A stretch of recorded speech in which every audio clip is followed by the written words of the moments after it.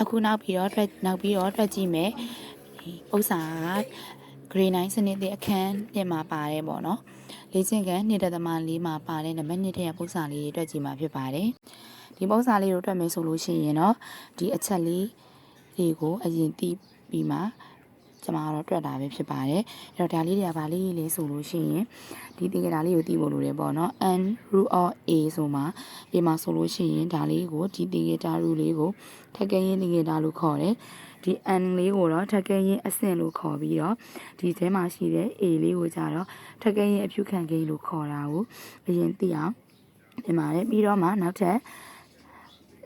ပုံစံတွေတွက်တော့မယ်ဆိုရင်ထက်ကင်းရင်အဆင့်2မှာမြောက်လို့ရမယ်ထက်ကင်းရင်အဆင့်2မှာစားလို့ရမယ်ဆိုတာလေးပြောပါတယ်ဒီနားမှာရှိနေတဲ့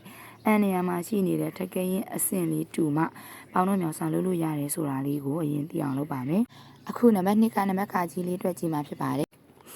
အခုပုံစံလေးကိုကူထားလိုက်ပါပြီလေ့ကျင့်ခန်း1.4ထဲမှာပါတယ်နံပါတ်2မှာပါတယ်ပုံစံနံပါတ်ခါကြီးလေးဖြစ်ပါတယ်အဲ့တော့ဥစ္စာဖြည့်ရှင်းတော့မယ်ဆိုရင်ထက်ကင်းရင်အဆင့်2မှာမြောက်လို့စားလို့ရတာဖြစ်တယ်ထက်ကင်းရင်အဆင့်ဒီမှာလဲ square ဒီမှာလဲ square ဆိုတော့ထက်ကင်းရင်အဆင့်ကတူတဲ့အတွက်အဲ့တော့ရှင်းလို့ရပါပြီသူကပိုင်းဝေပိုင်းချင်ပါနေတဲ့အတွက်အပေါက်ချင်းပိုင်းချင်းပိုင်းချင်းပိုင်းဝေပိုင်းချင်းမြောက်ပါမယ်အဲ့တော့မြောက်မယ်ဆိုရင်ဘာလို့မြောက်လို့ရလဲဆိုသူကမှဘာမှမရှိရင်တစ်ရှိတာဖြစ်တဲ့အတွက်ကြောင့်ပေါ့နော်အဲ့ဒီတစ်ရှိတာလေးကိုအခြေခံအားနေတဲ့ကလေးတွေအတွက်ဆိုလို့ရှိရင်ထည့်ပြီးတော့ရေးပေးလိုက်ပါတယ်အဲ့တော့ထည့်ပြီးရေးပြလိုက်ပါမယ်A 5တက် B 2တက် A power 5 B power 2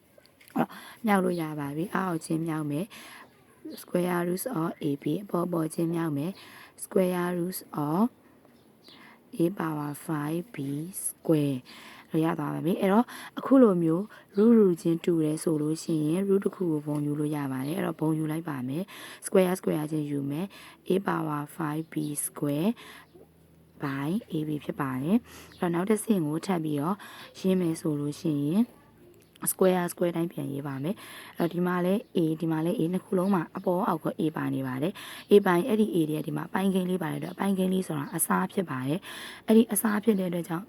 A power 5နဲ့ A နဲ့စားထားတာဖြစ်ပါတယ်အဲ့လိုစားထားတာဖြစ်တဲ့အတွက်အခြေတူတကိန်းနေစားရင်တညိုးတွေကိုနှုတ်ဆိုတဲ့ဟာလေးလည်းသိဖို့လိုပါတယ် 5 ထဲကနေ1ကိုနှုတ် B လည်းအဲ့လိုပဲ B နဲ့ B နဲ့စားထားတာဖြစ်တဲ့အတွက် BB ချင်းစားထားတာဖြစ်တဲ့ဓာတ်ညိုးတွေကိုနှုတ်မယ်ဘာမှမရှိရင်1ရှိတဲ့အတွက်1ကိုနှုတ်တာဖြစ်ပါတယ်အဲ့လိုသင်လဲရပါတယ်ဒီနေရာမှာတခြားအနည်းနဲ့ A 5တက်နဲ့ A တက်ထက်ဆိုတော့ A 4တက်ကျန်နေဆိုပြီးသင်လဲရပါတယ်အဲ့ကျွန်မကတော့ဒီတိုင်းလေးပို့ပြီးတခြားသိတော့အောင်သင်လိုက်ပါတယ် A ကဘယ်နှတက်လဲဆိုရင်4တက် B က2တက်ဒီကိုနှုတ်တော့တစ်တက်ဒီမှာ square root ဘာမှမပါရင်ဒါ square root ဖြစ်ပါတယ် square root ဖြစ်တဲ့အတွက် A 4တက်ဆိုတော့ A 2ထပ်ပြန်ရမှာဖြစ်ပါတယ်အဲ့ဒါလေးကိုကလေးတွေမြင်တော့ A 4ကမြောက်ပြပါမယ် A အမြောက် A ဖြစ်ပါတယ်ပြီးလို့ရှိရင် B ပါအဲ့တော့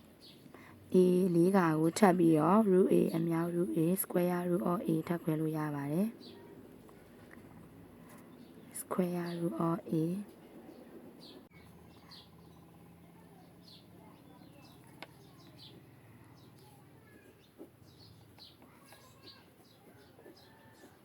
B 4ကခွဲလိုက်ပါမယ်အဲ့တော့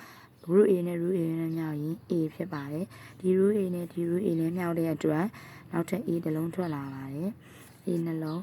အမြောက် root B ကတော့ root B တစ်လုံးနဲ့ဖြစ်တဲ့အတွက် root B ပဲဖြစ်ပါတယ်အဲ့တော့မြောက်လိုက်တဲ့အခါကျတော့ A နှစ်ခါမြောက်တော့ A square ဖြစ်ပါတယ်ပြီးရင် root B က root B ပဲဖြစ်ပါတယ် square root of B အဲ့တော့ဒါတစ်ဆင့်ချင်းတွက်ပြထားတဲ့အဖြေလေးဖြစ်ပါတယ်ရှင်